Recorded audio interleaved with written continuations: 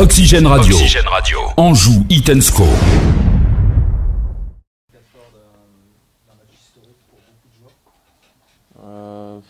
Sincèrement, une grande sérénité. Enfin, pour le moment, c'est vrai que, comme je disais hier à la presse, j'ai l'impression que, enfin, moi, je réalise pas trop et certains joueurs non plus.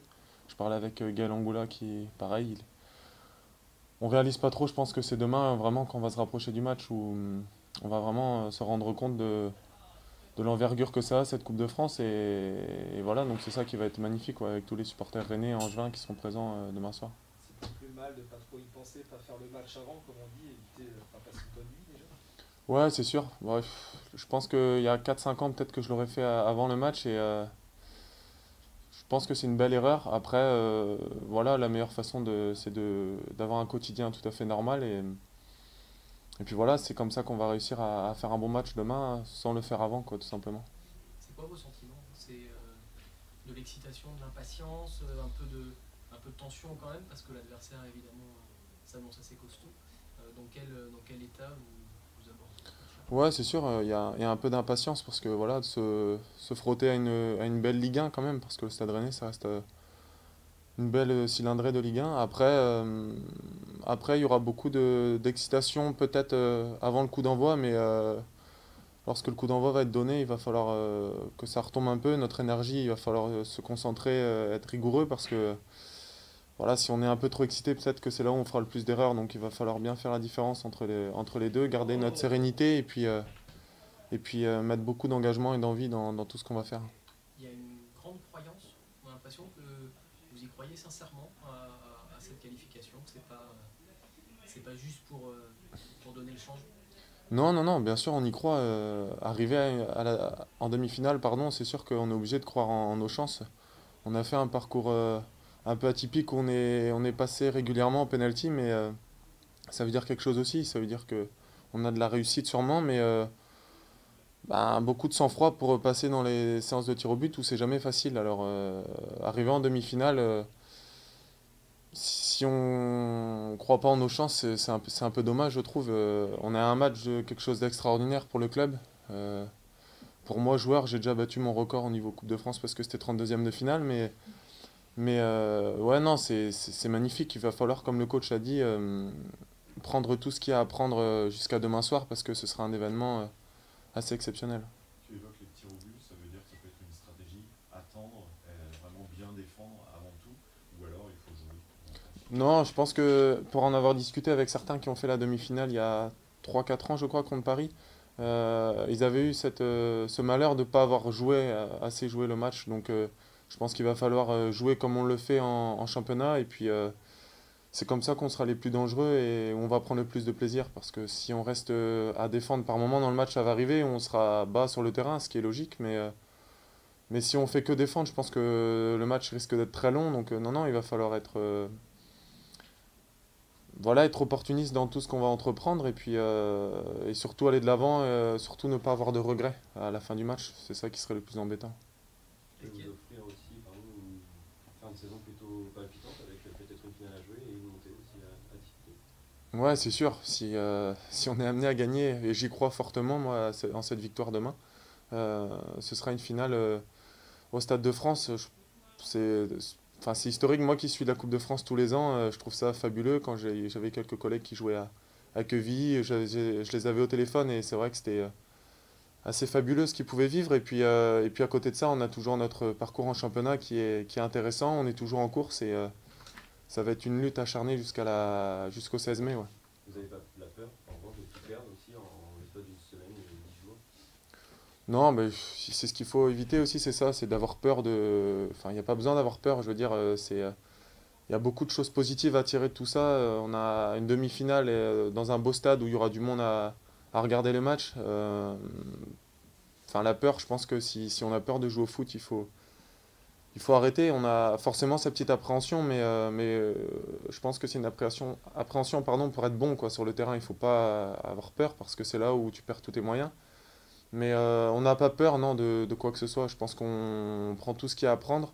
On va bien penser à cette demi-finale et ensuite le match de Clermont arrivera vendredi, mais on sera assez tôt de penser à Clermont à partir de demain soir et de mercredi. Est-ce qu'on peut dire que c'est un tournant, peut-être là, dans ces 10 jours, là, dans la saison jusqu'aux enjeux? Bah, je pense que vendredi déjà, notre victoire nous a fait un grand bien mental. Ça pouvait être un bon tournant, ça aussi. Elle nous remet sur pied, elle nous fait du bien mentalement. On est beaucoup plus léger. Dans les séances d'entraînement qu'on a pu faire, ça rigole encore un peu plus. Et ouais, ça peut être un tournant, c'est sûr. Si on est amené à passer demain, ça va encore nous donner un coup de boost. Et puis voilà, il nous reste voilà, un mois, je crois. Il va nous rester un mois de compétition. Donc voilà, ce serait de bon augure ce dernier mois de compétition. Quand on a des copains à Quevilly et qu'on va jouer à Rennes, on a forcément envie de les appeler et de demander des conseils. Ouais, non, non, je sais pas si je vais les appeler parce que bon, voilà, eux c'était un club amateur, on est quand même un club professionnel, donc on a aussi d'autres certitudes sur le Stade Rennais et sur notre qualité aussi à Angers. Mais c'est sûr qu'il faut aussi s'appuyer sur ce qu'ils ont fait parce que c'était magnifique. Moi j'ai suivi leur parcours. Euh, Battre Marseille, battre Rennes comme ça, c'est pas, enfin, c'est pas tous les jours que ça arrive. Et puis donc forcément il va falloir s'appuyer là-dessus ou dans l'énergie, dans la combativité qu'ils ont pu mettre sur ces deux rencontres par exemple, où c'est le charme de la Coupe de France. C'est pas forcément le meilleur sur la saison qui va passer, mais c'est sur un match, c'est sur 90 minutes, voire plus. Donc ce sera à nous voilà, d'être plus combatifs et plus concentrés que Rennes demain soir pour passer. Est-ce que dans votre propre parcours de Coupe de France cette année, il y a des références à puiser? Peut-être d'être passé au pénalty à chaque fois. Le match de Sochaux qui vous a confronté à une Ligue 1, ce qui était la première fois pour beaucoup d'entre vous. Est-ce qu'il y a des choses qui doivent vous donner un peu confiance? Ouais, bah, le match contre Sochaux, c'est sûr, c'était moi qui étais sur le banc de touche, j'ai vraiment apprécié ce match parce qu'on a mis beaucoup d'ingrédients positifs où on a rivalisé avec Sochaux dans le jeu quand même. Voilà, après, tout le respect que j'ai pour Sochaux, je pense que le Stade Rennais a d'autres qualités. Et donc ce sera un tout autre match, dont à l'extérieur, donc ce sera pas du tout la même ambiance. Après, oui, moi je pense où on doit s'appuyer, c'est sur nos séries de tirs au but, quoi, où on a senti qu'il y avait une bonne atmosphère autour de notre groupe et de notre staff. Et voilà, la Coupe de France, c'est magique et il va pas falloir se poser 1000 questions avant le match, il va falloir rentrer et le jouer très sérieusement et sereinement. Vous évoquez la difficulté récurrente souvent de Rennes à jouer des équipes d'un niveau inférieur. Il y a eu Quevilly, il y a eu Guingamp. Est-ce que ça peut être un atout et les faire douter, c'est une des stratégies majeures? Je sais pas, bah, de toute façon, oui, si on commence très bien le match, je pense ils vont douter parce que bon, c'est leur match de l'année. On est tous conscients de ça. Ils peuvent racheter leur saison rien qu'en gagnant le match demain soir et peut-être se qualifier pour une Coupe d'Europe par la suite. Donc oui, il va falloir qu'ils doutent. Maintenant, ce sera à nous de mettre les ingrédients aussi pour justement les faire douter parce que ils sont favoris sur le papier. Et à nous de mettre la bonne énergie et surtout ne pas faire que défendre comme je disais tout à l'heure parce que c'est là où on va souffrir et puis le match risque d'être très long. Tu viens de parler de la Coupe d'Europe, vous y pensez? Franchement, non, on n'en a pas parlé entre nous. On pense déjà au match de demain soir et puis on verra par la suite. Mais ce serait un peu prétentieux de notre part de parler de la Coupe d'Europe. Il faut chaque chose en son temps quand même. Rennes a un gros potentiel offensif, a aussi un avant-centre voilà, qui commence vraiment à faire ses preuves. C'est quand même pas habituel par rapport au niveau de la Ligue 2, toi qui es défenseur, est-ce que c'est quelque chose que tu crains ou c'est plutôt motivant?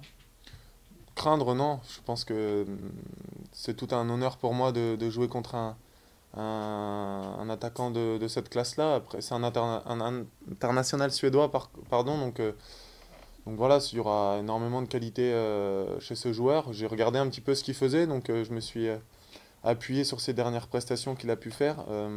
Voilà, après, non, le craindre, non. Je pense que c'est une motivation supplémentaire de jouer contre un joueur de cette qualité.